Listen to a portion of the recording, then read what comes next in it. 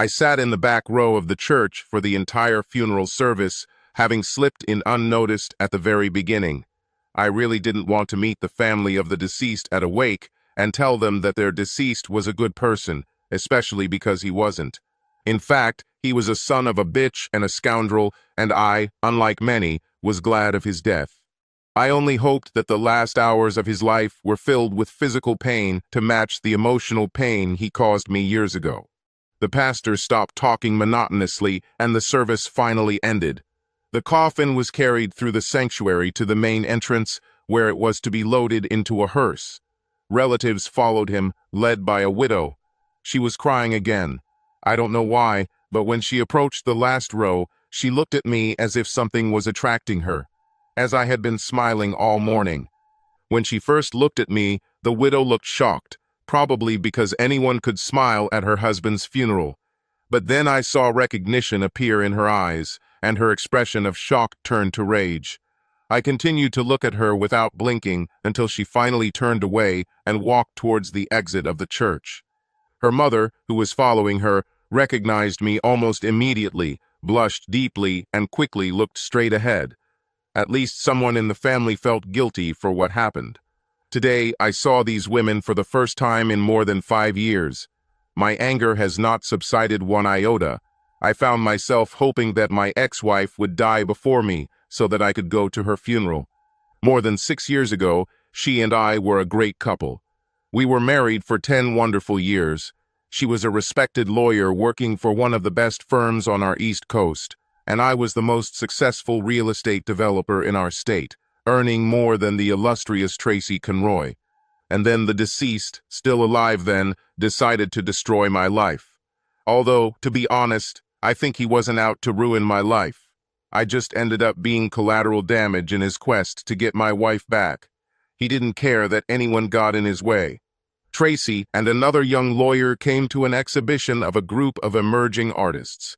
I was there representing the construction company I was working for at the time, Watford Group, which sponsored the event.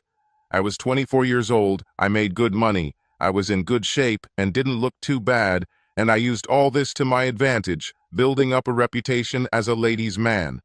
It all ended when I saw Tracy Truman. I felt like lightning struck my head and went all the way to my heels.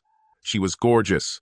Long blonde hair that reached the middle of her back, cobalt blue eyes, an angelic face with thick red lips, and the body of a goddess. While she was talking to her friend, she smiled in my direction, and I'm pretty sure my heart skipped a beat.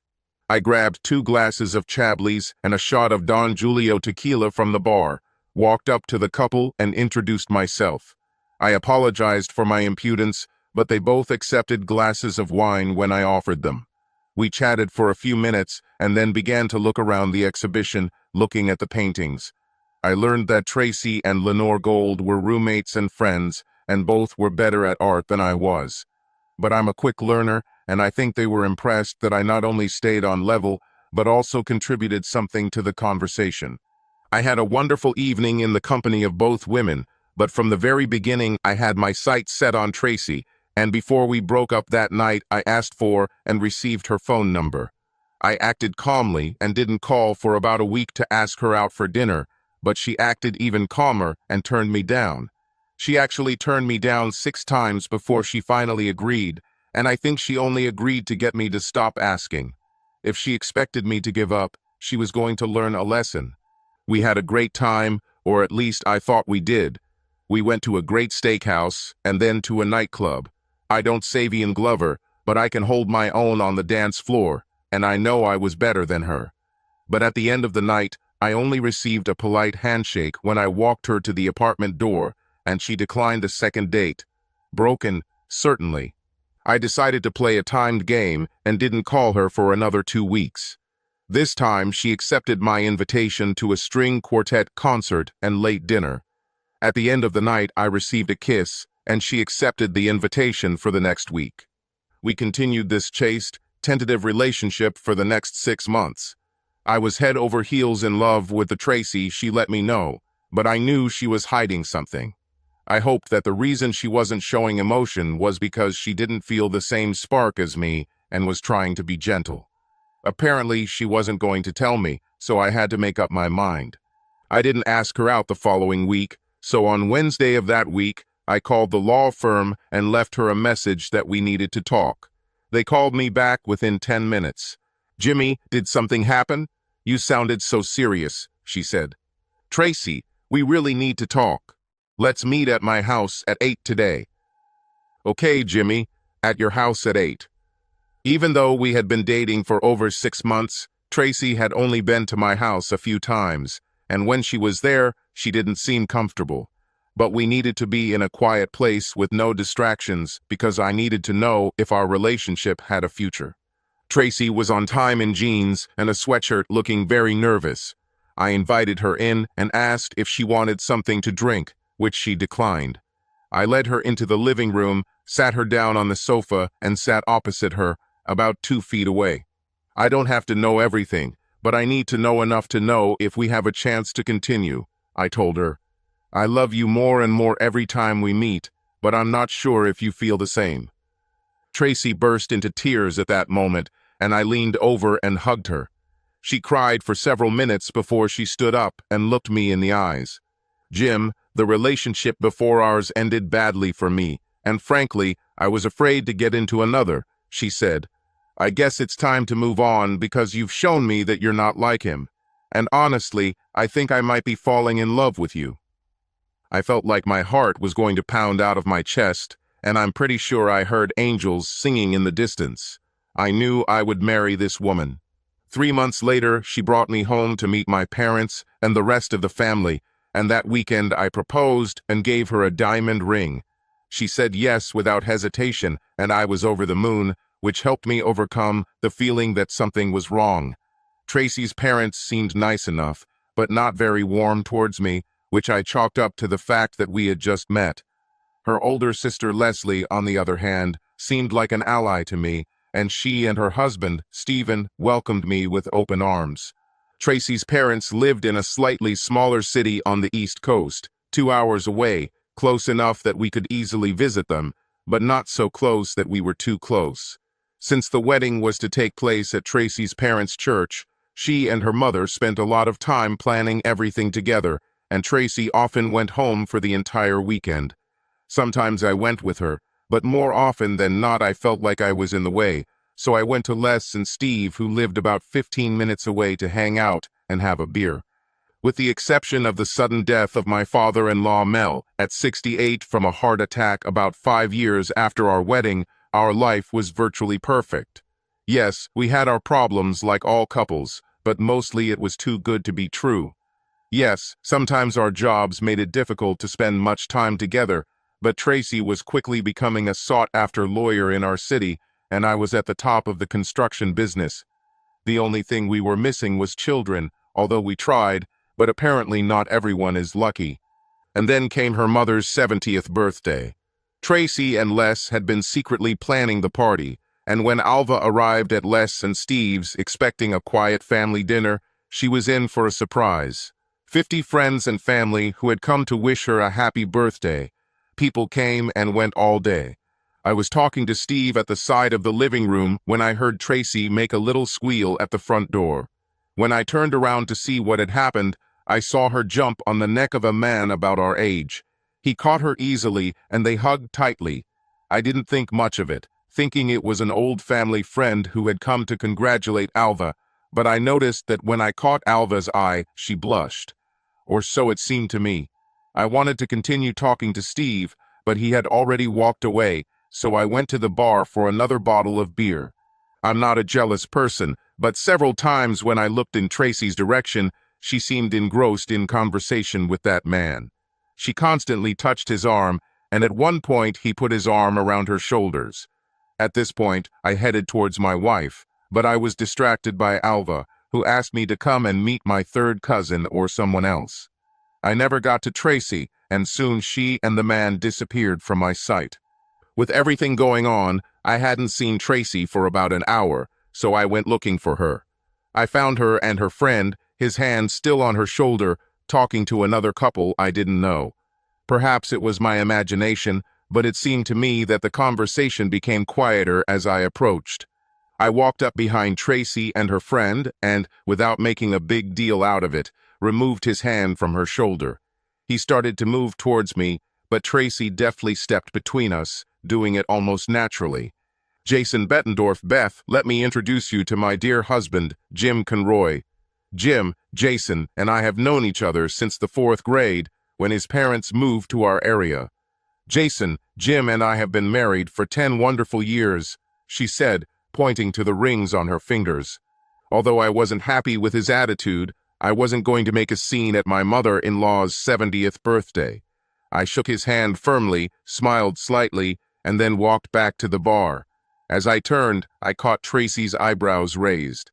On the way home, Tracy and I discussed the party, but Jason Bettendorf was never mentioned. I chalked up my early anxiety to being overtired and didn't bring it up on the way home.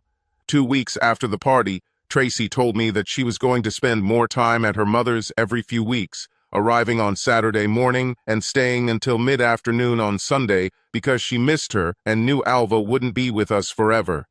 Having lost both my parents in my early 20s, I completely understood her desire to spend time with her mother and did not object.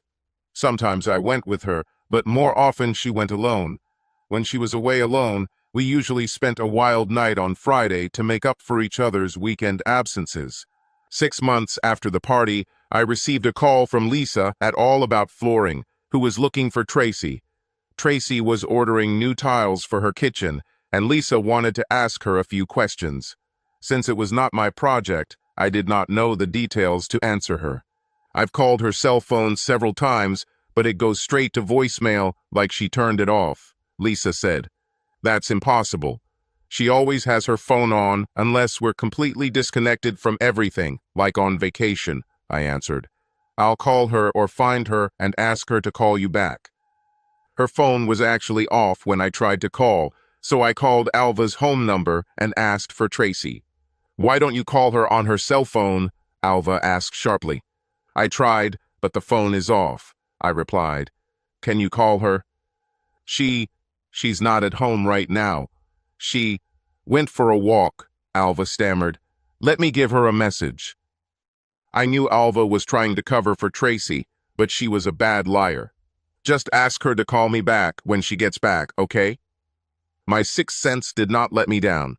Mom, I said quietly before hanging up, tell me at least one truth. Does she at least visit you when she comes? At least for a few minutes, Alva answered just as quietly.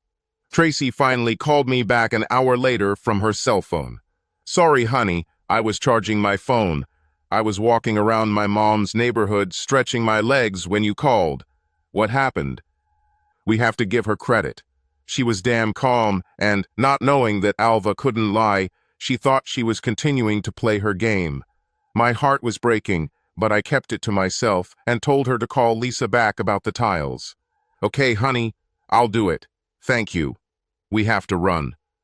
When Tracy ended the call, I immediately called my sister-in-law. Tell me everything, now. Who is this Jason Bettendorf to Tracy? I asked sharply, without introducing myself. I heard Leslie gasp, and then there was a long silence. I didn't interrupt him, waiting for an answer. What can I tell you? You met him at your mom's birthday party a few months ago. Tracy and I have known him for a long time. His family moved to our area when he was about 9 years old. Now tell me what you and Tracy don't want me to know, I screamed into the phone. It's ancient history, Jim, Leslie began to protest. No, it's not like that. This feels like the end of my marriage, I exclaimed in despair. Wait, what do you think is going on? Leslie asked with real concern in her voice. My wife spends a few weekends a month in your city under the pretext of visiting her mother. But I'm sure she doesn't spend much time there.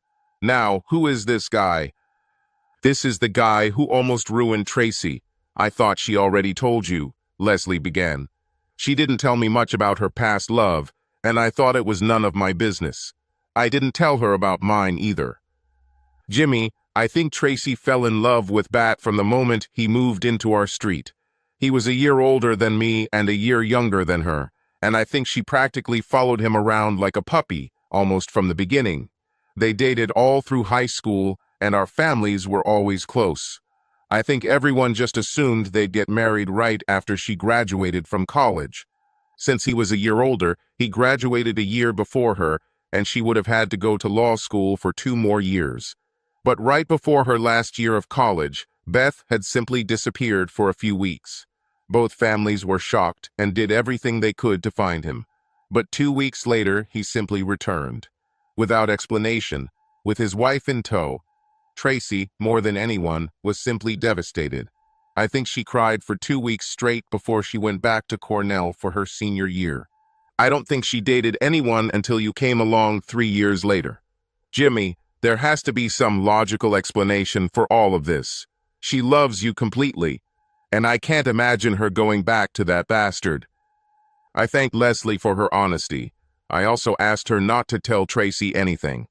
Although the facts looked very bad, I had no proof of her infidelity and may have missed something.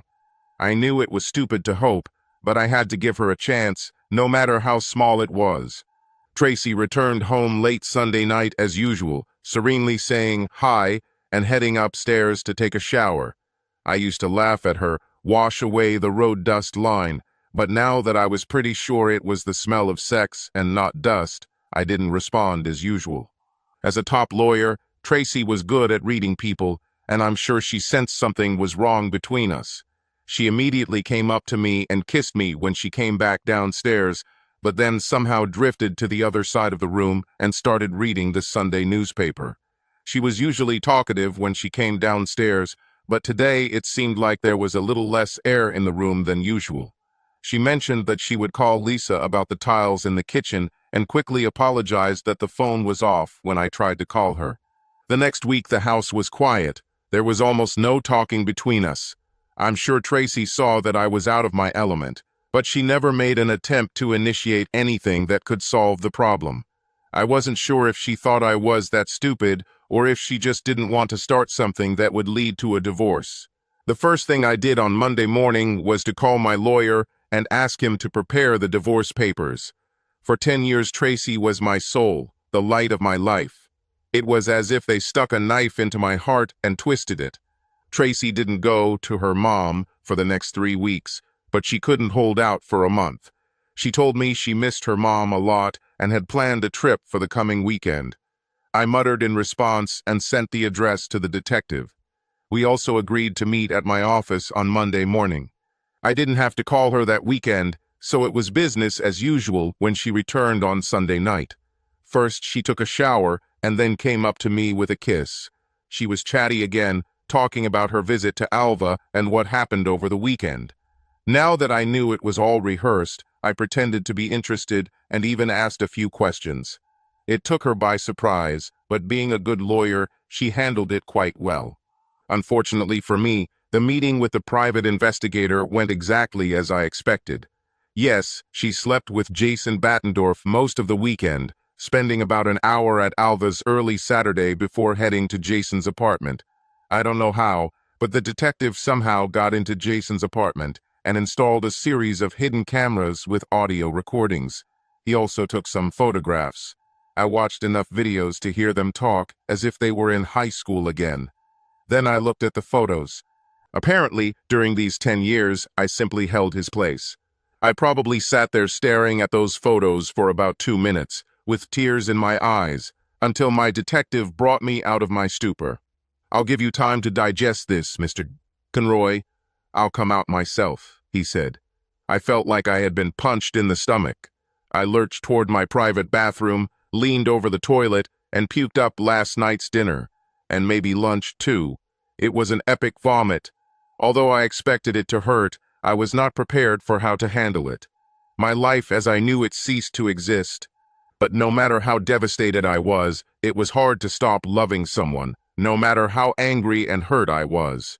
Our anniversary was just a week away, and as per tradition, we had dinner at our favorite Italian restaurant on Friday night after work, and then danced and had sex. Although I assumed sex could be left out, maybe if I brought her into a romantic, nostalgic setting, we could have a heart-to-heart and maybe try to fix the situation or at least start working on it. My marriage ended on March 30th, 11 years and 2 days after it began.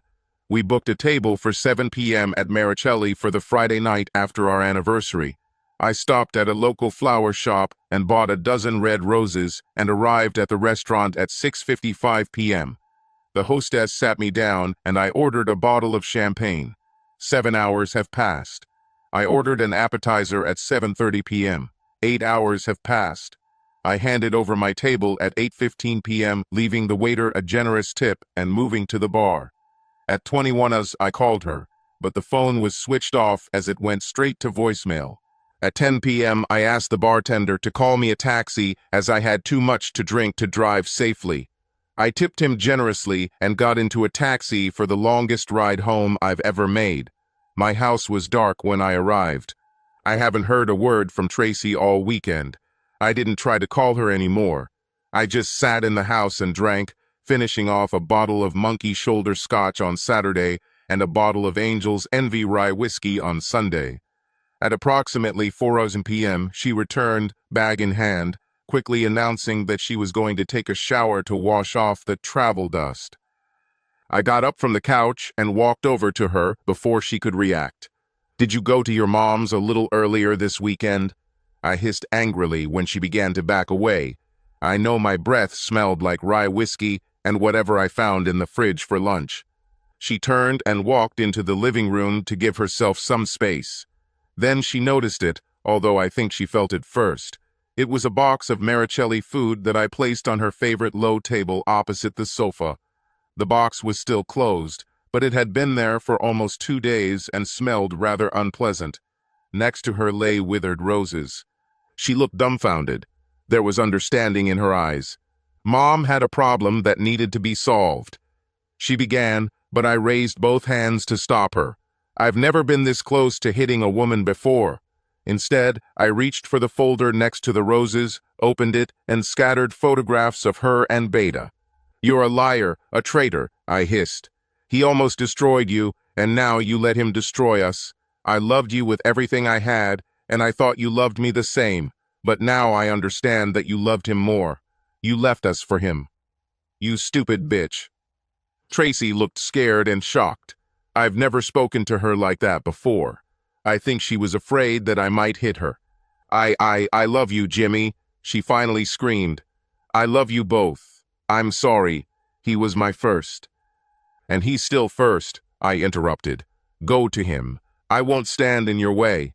In fact, I can't see you. Pack another bag and get out of here. Come back when I'm gone and take everything you want to keep. And this tells him because it doesn't mean anything to me anymore, you bitch." With that, I took off my wedding ring and threw it to her. She didn't catch it, of course, and it fell to the floor. She left it there, ran upstairs to our bedroom, and threw things into a large suitcase. I glared at her as she walked down the stairs. "You completely destroyed me, bitch. I fully understand that you worship the ground this bastard walks on, because that's how I loved you. Completely. Uncontrollably. Entirely. But apparently that's not enough. You'll come back to this piece of shit who once left you and married someone else. Has he ever sincerely apologized to you for this?" She ran out of the house in tears. I did not care. The divorce took about 9 months. We split everything equally since it was a no-fault divorce state. I let my lawyer handle everything and only showed up for the official signing of the divorce papers. Probably out of guilt, she did not ask for alimony, although she could have. Even though she made good money as an attorney, I made significantly more, and I was already preparing for the fact that we would have to split the income since we lived in a no-fault divorce state, so it was a pleasant surprise. I hadn't seen Tracy in 4 years since the funeral, when she showed up at a bar I frequented. In fact, I didn't see her, but one of my friends did when her date started acting brazen one Saturday night. "Hey, isn't that your ex-wife with that big jerk over there?" said my friend Brad. I turned around to see what he was pointing at, and sure enough some huge bastard was holding Tracy's hand, and they seemed to be arguing. I watched for about 30 seconds and saw that it was clear from her face that they were quarreling, and despite all her efforts, she could not free herself from his grip. He was huge, about 6 feet 4 inches and 225 pounds. I'm 6 feet and 180 pounds myself, and although I'm in good shape, I've only been in one fight in my entire life, and that one I lost. I hoped he would take the hint and it wouldn't come to that. Brad saw that I was not eager to get involved and asked if I needed help. No, there's no point in both of them getting hurt if it comes down to it. I walked up to their table and asked if there was a problem. Tracy looked at me like a deer in headlights, but the big idiot didn't even turn his head and just grinned. Not unless you want to get broken ribs, little man. Listen, buddy, I said as politely as possible. This is my ex-wife you've got your hands on, and I probably hate that bitch more than anyone. But if I can't treat her like that, then no one can, okay? If she's your ex, why would you even care? He snapped. Because even a bitch doesn't deserve this kind of crap. Now get your hands off, you asshole. There was a fight. Luckily, I had witnesses who saw him hit me first, otherwise I probably would have gone to jail. Before my friends took me to the hospital, I had to answer a bunch of questions from 2 police officers who arrived with paramedics and an ambulance. After they finished, Tracy stood to the side, waiting to talk to me. She approached timidly. "Do you really hate me so much that you can't be polite to me in public?" she asked quietly. "I know you were yelling at Ernie, my date, but I understood what you were telling me. Do you really still hate me after all these years?" I lowered my eyes. "Yes, I still hate you, but only because I loved you so much. The way you love Beta completely, unconditionally, with all my soul and heart, that's how I loved you. But you deceived me, cheated on me, and showed that you are his, and not mine. How can I not hate you?" "But we had 10 good years together. Doesn't that count?" she asked. "You just don't understand. You had 10 good years with me while I held the place for Beta. I may have thought we had 10 good years together, but as it turns out, that was a lie. You stole 10 years of love from me." I had to see 2 therapists after what my friends called the Tracy incident. The first was to work on my anger issues. The 2 police officers at the scene said they would only give me a written warning if I agreed to see a therapist and would not press criminal charges. Dr. Seth Friedman was a nice enough guy, and I think he helped me with my anger and trust issues in the long run. The second therapist was for the rehabilitation of my hand.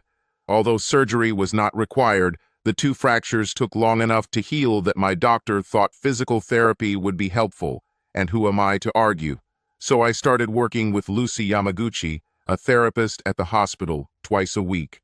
Lucy seemed to me to be a 20-year-old Asian woman who looked like a Chinese gymnast, 4 feet 10 inches tall, 90 pounds, with short hair and no breasts.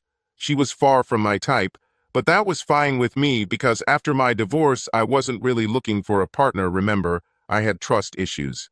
When you spend 2 hours a week with someone, conversations inevitably start. And ours started with her asking how I broke my arm so badly. Being an honest person, I gave her the short version of events. She looked shocked, to say the least. "And you say you don't even love this woman? I find that hard to believe," she said frankly. "It seems like there's a lot more to it than you want to admit." "My other therapist, the one who deals with my head, says the same thing," I admitted. "I'm working with a psychologist on anger and trust issues." "Don't even talk to me about trust issues," she replied. "I think I have those too. My ex-husband couldn't resist other women, so we got divorced 6 years ago. I won't tolerate that from anyone." We talked about a lot of things over the next 6 weeks while I rehabbed my hand. I learned that she was actually 37 years old, but with her flawless porcelain skin, childish hairstyle, and the fact that she didn't have an ounce of fat on her body, she was always asked to show ID when she wanted to have a drink at a bar or restaurant. She was married to her ex for 8 years before they divorced, and like Tracy and I, they had no children. I found that I really enjoyed her company, and after my last official rehab session, I asked if we could continue to see each other after hours. She hesitated for about a second, then smiled her charming smile and said yes. I asked her out the following weekend, and she said yes, as long as I didn't take her to an Asian restaurant.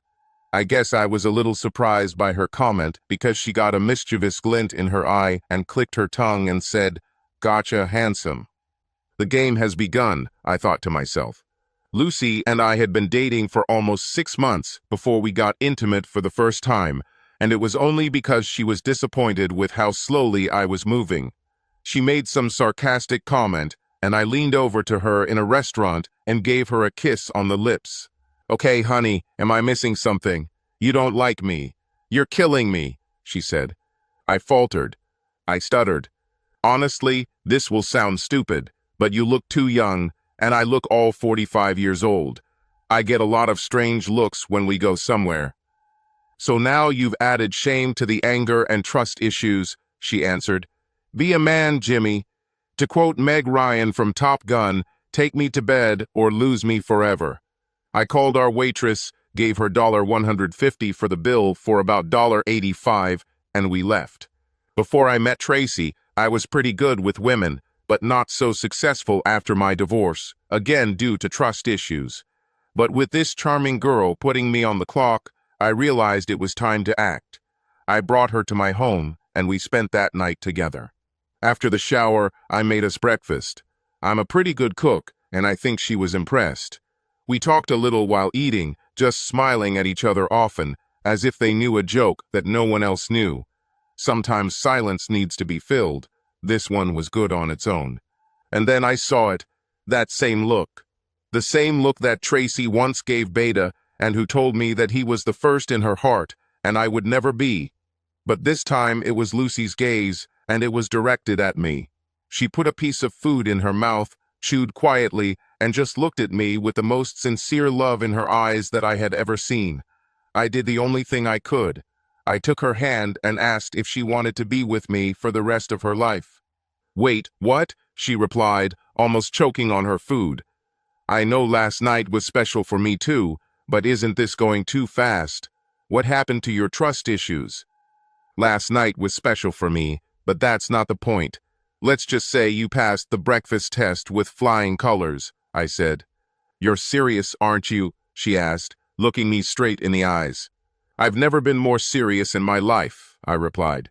Then a flood of tears began, and Lucy burst into tears, turning into a sobbing bowl. "Oh God, I love you so much," I think I heard come out of her mouth as she climbed over the table and began hugging me with all her might. She cried like a baby in my arms for about 5 minutes. I admit I was stunned. When she finally stopped crying, she pulled back a little, looked me in the eyes, and said, "You will make breakfast every day." "Agree," I answered immediately. She never asked what the breakfast test was, and I never explained. All I will say is that I have seen that look of adoration many times over the years, and every time I saw it, I knew I made the right choice. We waited 2 years after our wedding to have our first child, a daughter, and 2 years later we had a son. Lucy stopped working as soon as we found out she was pregnant with her first child. We didn't need money at all. I was holding the door for Lucy at one of the best restaurants in our city on Saturday night when a couple approached, and I invited them to come in too. The man looked about 10 years older than me, but the woman was about my age, 55. As they walked by, I thought she looked familiar, but I knew a lot of people, so I didn't notice until she stopped right in front of me and said, "You still hate me so much you can't be polite in public?" I recognized the voice immediately, but I had to look closely to be sure, because she looked nothing like the Tracy I had seen. About 10 years ago. There were more wrinkles on her face, and she looked about 25 pounds heavier. I tried not to look surprised, but I'm sure I failed. "Tracy, sorry, I didn't notice," I muttered. "I wasn't trying to ignore you." As for hatred, well, a lot of time has passed. I think I've already let go of at least some of it. By this time, we were all already inside. I introduced Lucy to Tracy, and then we were introduced to John Bartholomew, Tracy's date for the evening. It seems that 2 husbands was the limit for Tracy. "Whatever you do tonight, John, don't put your hands on me in front of my ex. It didn't end well for the last guy." Tracy said it as a joke, but it was true. But things worked out really well for me, Tracy. Guess who was my rehab therapist after I broke my arm punching that guy who grabbed you at the restaurant that night? I pointed to Lucy, who blushed demurely. "So I guess I owe you more than I can repay. You gave me the greatest heartbreak of my life, and then became the instrument that led me to the love of my life. All in all, I think the scales are balanced. At least for some of us, Jimmy. At least for some of us.